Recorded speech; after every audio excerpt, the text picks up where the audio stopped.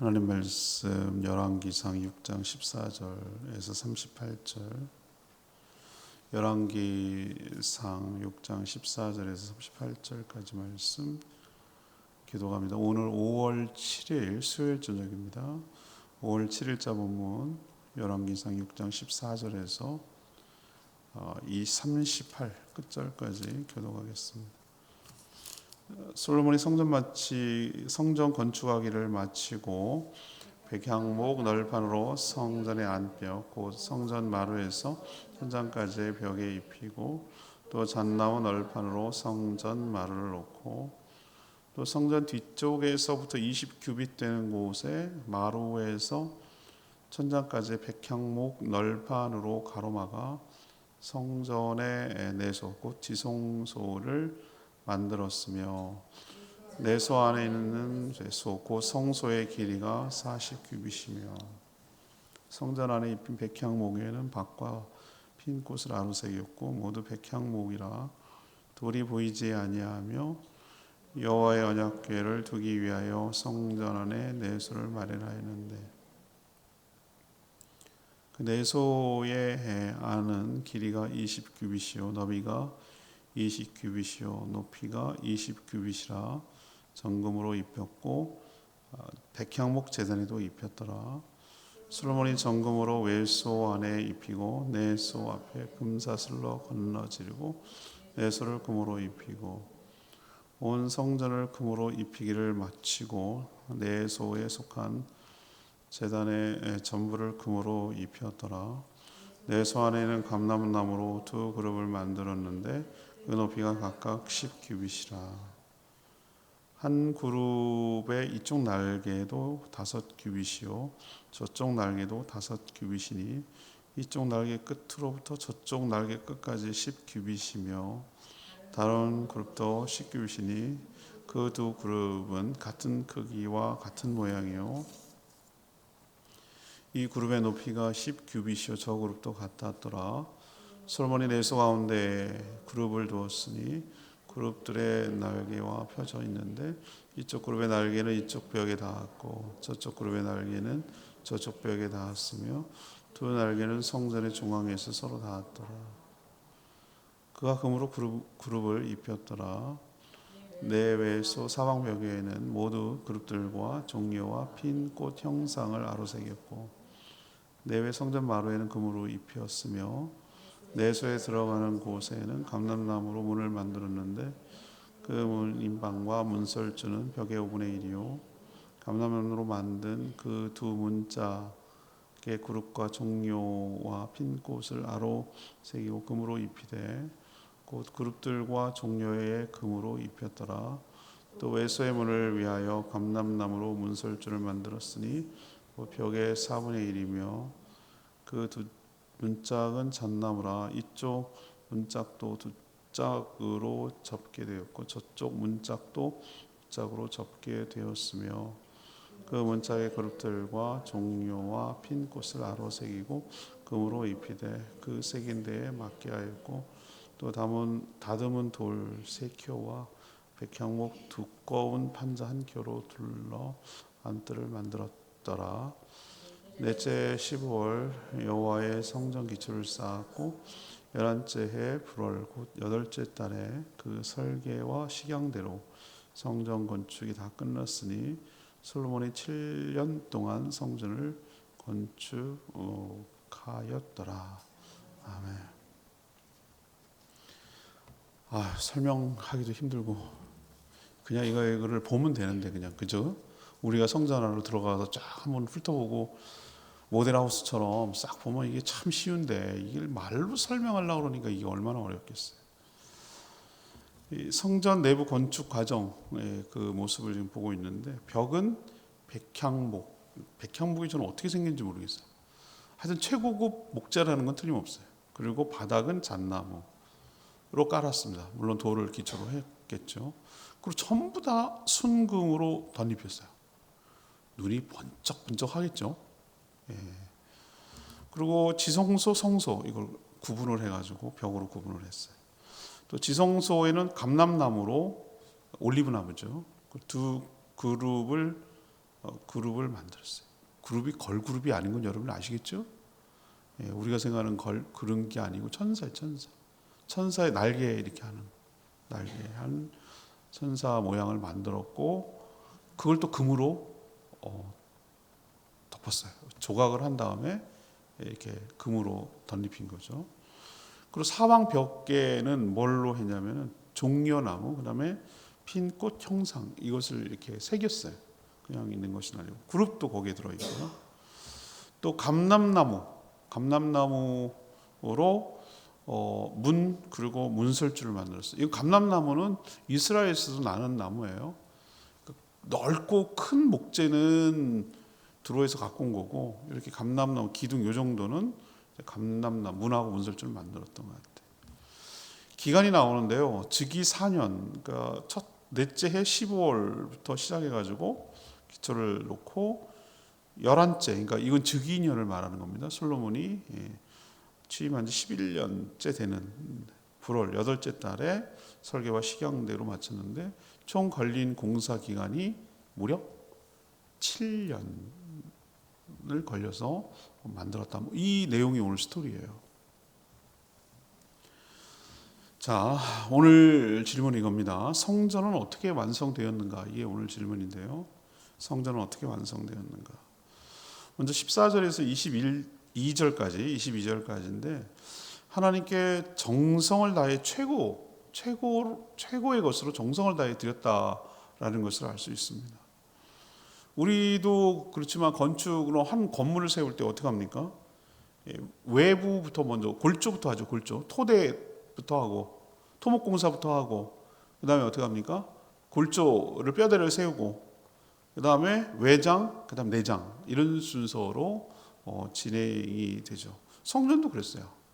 외부부터 만들고 그다음 내부 공사가 시작되는데 이 성전의 핵심 안쪽에 있는 내부 공사는 성소와 지성소, 내소라고 부르는 성소와 지성소를 만드는 일이었어요.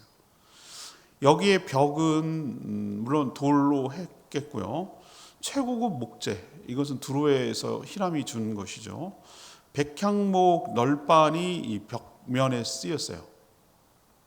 그걸 마감재로 쓴 거라고 볼 수 있어요. 돌에다가 이 백향목을 잘라가지고 재단을 해서 이제 붙인 거예요. 마치 그때는 베니어판이 없었잖아요.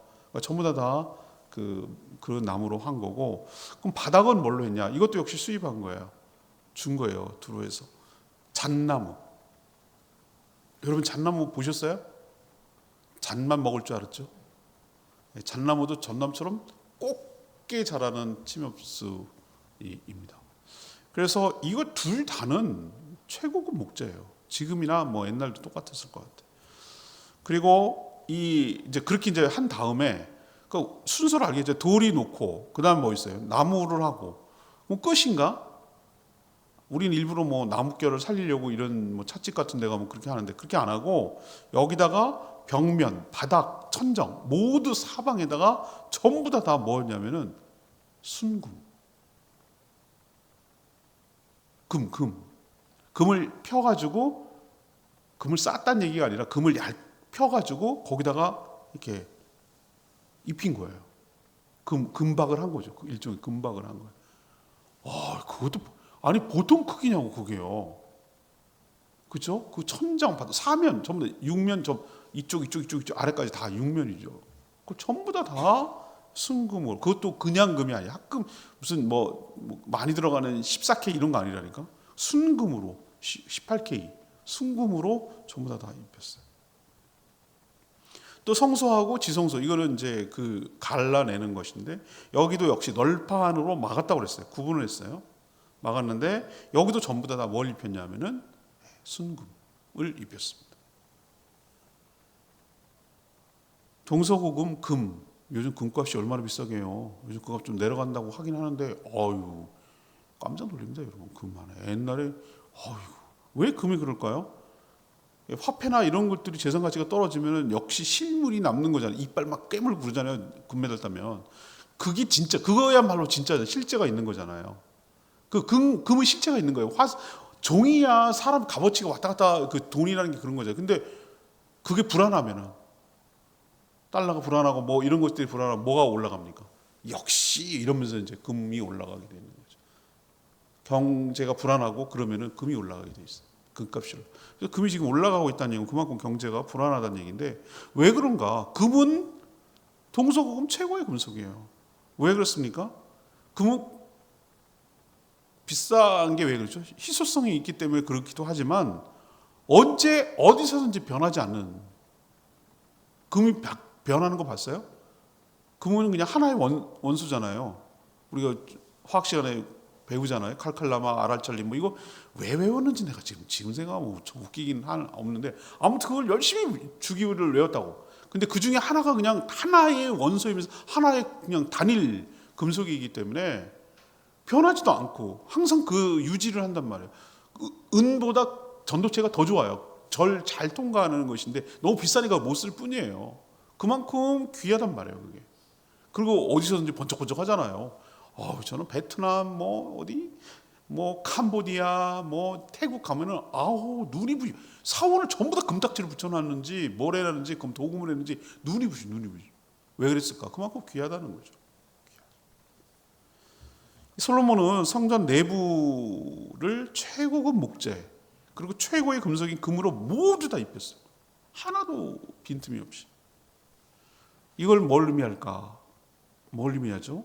자신이 드릴 수 있는 하나님이 사실은 뭐가 목재가 어떻고 어느 고급 어느 자재를 썼는지 뭐 금으로 하면 어떻고 뭐 다이아몬드를 박아놓으면 어떻고 그거는 중요하지 않은데 사람 입장에서 보면은 뭐죠? 하나님께 자신이 할 수 있는 최고의 것으로 정성을 다해서 성전을 드린 것을 알 수가 있죠. 그리고 최고의 것을 드린다는 것과 동시에 금이 속성이 있죠. 변하지 않는 것처럼 하나님을 향한 변하지 않는 마음. 일편단심이죠. 변하지 않는 마음을 이렇게 하나님 드리고 싶어서 이런 목재와 이런 금으로 표현한 것이죠. 사실 정확하게 말하면 모두 다 하나님의 것입니다. 이 인간이 새롭게 창조한 게 어딨냐고요. 새롭게 만들어낸 게 어딨냐고. 다 하나님이 창조한 것이잖아요. 그럼에도 자신에게 가장 소중하게 여기는 그것을 드리는 그 마음이 중요한 거죠. 하나님 그 마음을 귀하게 받으실 줄로 압니다. 길고양이 거두면 너무 고맙고 그래가지고 고양이가 가끔 그런 짓을 한다 그래요. 주인한테 상납하는지 자기 고마움을 표시하는지 쥐를 잡아다가 주인 발 앞에 놔둔다는 거 아니에요. 우리는 막 기겁할 노릇이지만 한번 고양이 입장에서 생각해 보라고요. 자기가 정말 아낀 거 어렵게 잡은 거 자기가 먹을 수도 있었는데 어렵게 잡아가지고 그걸 갖다가 먹지 않고 물고 와가지고 이렇게 주인한테 준다는 거 아니에요. 자기 최고의 것으로 드린다는 개념. 물론 우리 입장에서 보면 참 이거 정말 미칠 노릇이지만 한번 고양이 입장에서 생각해 보라고.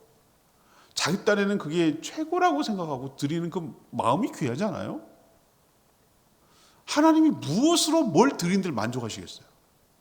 그러나 우리가 생각할 때 우리가 정말 귀하다고 생각하는 가장 가치 있다고 생각하는 것을 드려서 하나님께 그렇게 성전을 아름답게 하고 싶어하는 그 마음이 귀하단 말이죠. 그 마음을 하나님께서 받아주신 줄로 압니다. 우리도 하나님께 드릴 때 최고의 것을 정성을 다해서 하나님께 드리고 세워갈 때 하나님 기쁘게 받아주실 줄 믿습니다. 두 번째 얘기는요, 23절에서 36절까지 얘기인데요. 하나님의 영광과 임재를 사모하였다라는 것을 알 수 있어요. 하나님의 영광과 임재를 사모하였다. 지성소 내부에는 감람나무로 양쪽 날개를 편 모습으로 조각한 다음에 금으로 덧입힌 두 그룹이 있었어요. 아까 제가 말씀드렸죠. 그룹이 걸그룹이 아니라고. 그런 그룹이 아니고 천사예요. 천사. 날개를 이렇게 날개 길이가 굉장히 큽니다. 시키비시니까 천사의 모습으로 이렇게 조각되어 있어. 역시 감람나무로 조각한 다음에 금으로 다 칠했어요. 금으로 칠한 게 아니고 덧입혔어요. 이렇게 쫙 펼쳐진 모습. 여기서 그룹은 무엇이죠? 하나님 옆에서 보좌하는 천사들을 의미합니다. 여기가 하나님이 임재하고 계시다는 것을 뭐로 상징할 길이 없으니까 자신들이 봐왔던 환상을 그렇게 표현하는 것이라고 볼 수 있어요. 여기가 하나님이 임재한 곳이라는 뜻이에요.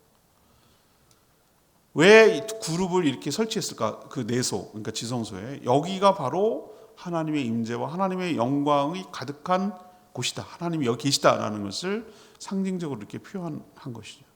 두 그룹이 이렇게 양 날개를 이렇게 착 폈어요. 천사가 펴는 것처럼 했는데 다 있다 있어요. 벽에도 있다 있고 날개와 날개가 있다 있고 그게 전부였어요. 여기부터 여기까지 다 연결된 게 쫙 연결된 거예요. 지성소에 꽉 찬 거예요. 날개가 펴니까 빈틈이 없었어요. 그리고 그룹 그 천사의 모양이 벽면을 장식으로 다 새겨져 있어. 금에다가 여기에 종려와 꽃장식도 이렇게 아로 새기는 거 아니죠? 끌 같은 걸 이렇게 가지고 새기는 거. 이거는 뭘 의미할까? 잃어버렸던 신라원, 에덴 동산을 지키는 그 그룹 천사들이죠. 평화를 상징하는 종려나무. 아름답게 핀 꽃은 바로 인간이 죄 때문에 추방당하고 잃어버렸던 신라원인 에덴 동산을 상징하는 거예요. 다시 거길로 하나님의 임재 가운데 들어가고 싶어하는 인간의 모습을 이렇게 투영하고 보여준 것이죠. 성소를 지으면 그 영광을 다시 찾고 싶은 그런 마음과 거기에 또 들어가고 싶은 소망과 그리움이 이런 모형을 통해서 담겨 있는 것입니다. 이것으로 성전은 하나님이 임재하시고 또한 영광과 위엄이 가득하다라는 것을 이런 것을 만들어 가지고 표현해 내려고 하는 것이죠. 이것은 모형이고 그림자에 불과해요. 이룬다고 하나님이 계시는가? 그건 아니죠. 실체는 아니에요.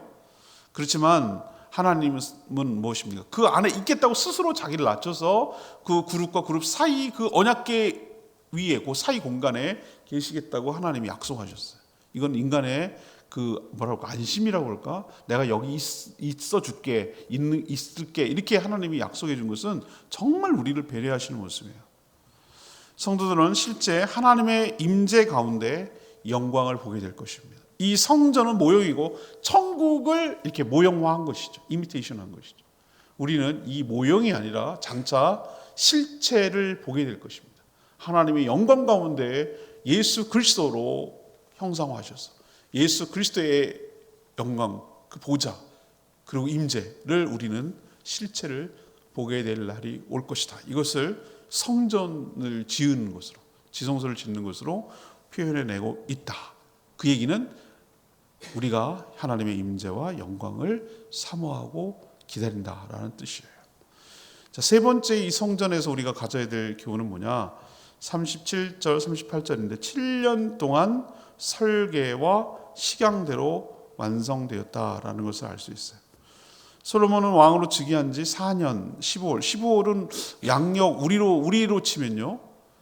그게 이제 자기들은 2월이라고 그러는데 우리로 치면 한 4월, 5월 이게 딱 떨어지지가 않아요. 4월, 5월쯤이다 추정을 하고요. 이때 성전 건축을 기초를 놓고 그러니까 착수한 거죠. 기공식 같은 걸 한 거예요. 그리고 제위 11년, 그러니까 통치 11년 만에 불월이라고 부르는데 이거는 우리로 치면 양력 10월 또는 11월. 그러니까 꼬박 7년이 넘게 걸린 거예요. 건축을 완성했는데 전체적으로 보면 7년 이상 걸린 셈이에요. 아까 지난 며칠 어저께인가 그저께 크기를 보면 그렇게 크지 않아요. 27m 뭐 20 규빗이니까 그렇게 크지 높이가 한 30 이렇게 되는데 왜 이렇게 오래 걸렸지? 라는 생각을 어제 얘기했잖아요. 뭐라고 그랬습니까? 정성이 들어가요. 정성이 하나하나 정성을 들여요. 그리고 지금처럼 이렇게 중장비나 뭐 이런 것들이 발달되지 않았을 때는 하나 그리고 연장 소리가 안 났다 그랬잖아요. 전부 다 재가지고 와가지고 채석장에서 정확하게 치수를 재가지고 만들어서 갖고 와서 맞추는 형태를 했단 말이에요. 얼마나 그 채석장이 가깝지도 않고 얼마나 그 많은 과정이 필요했겠는가라는 것을 우리는 알 수가 있는 것이죠.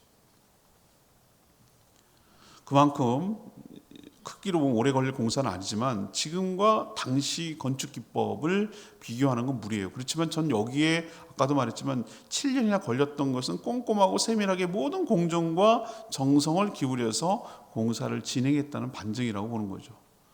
성전 건축은 그냥 무슨 운막 짓듯이 우리가 무슨 어디 밖에 가면은 생존 서바이벌 게임 하듯이 어느 섬 무인도에 가면은 막 이것저것 떠내려온 것 같고 여기 짓고 대나무 갖고 뭐 이렇게 하고 뭐 이런 식의 개념이 아니에요. 하나님 분명히 보여준 성막을 모티브로 해가지고 오늘 보라고 뭐라고 그랬습니까? 38절에 설계와 식양대로 그랬어요. 그냥 하지 않았다는 걸 알 수 있어요. 설계가 있었고요. 그 만드는 방법이 있었다는 거예요. 모양이. 성막은 모세를 통해 하나님이 주신 설계도예요. 이걸 토대로 이제 제작한 거고요. 크기가 2배가 됐다고 말했죠. 대체적으로 한 2배예요. 정확하게 성막보다 한 2배 정도 됐고, 재료 역시 천막이나 뭐 무슨 가죽 해가면서 이런 걸로 졌다가 석재, 목재, 금으로 바뀌었지만 기본적인 설계도는 비슷해요. 크기가 달라졌을 뿐이고. 우리 역시 하나님을 위해서 일할 때 그냥 주먹구구시로 하는 게 될까라는 것이 오늘 말씀을 통해서 우리가 교훈을 좀 얻어야 돼요. 설계대로 그리고 식양대로 전체적으로 그렇게 진행해야지 그냥 마구잡이로 되는 대로 즉흥적으로 해서는 안 된다라는 것을 우리에게 가르쳐 주고 있는 줄 압니다. 우리도 질서에 맞게 규칙대로 식양대로 계획대로 이렇게 잘 준비해 나가야 될 줄 압니다. 오늘 내 말씀은 19절 말씀인데 19절 여호와의 언약궤를 두기 위하여 성전 안에 내소를 마련하였는데 라고 그랬어요.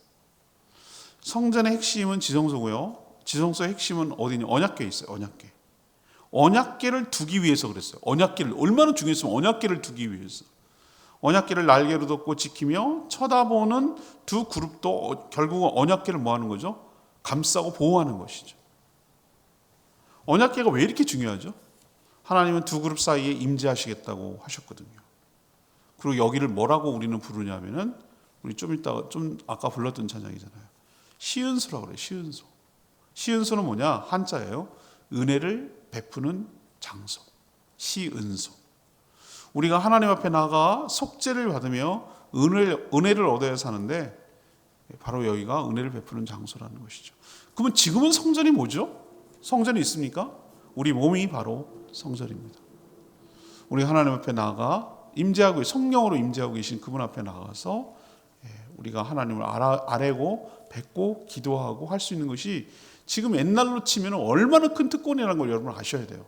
성전을 함부로 들어갈 수 없었는데 우리 안에 성전을 주심으로 인해서 언제든지 하나님께 나갈 수 있도록 은혜를 베풀어 주신 하나님을 찬양하며 영광 돌리기를 바랍니다. 오늘 성전 건축에 대해서 내부에 대해서 얘기를 했는데 694장 찬양지 부르고 기도하겠습니다.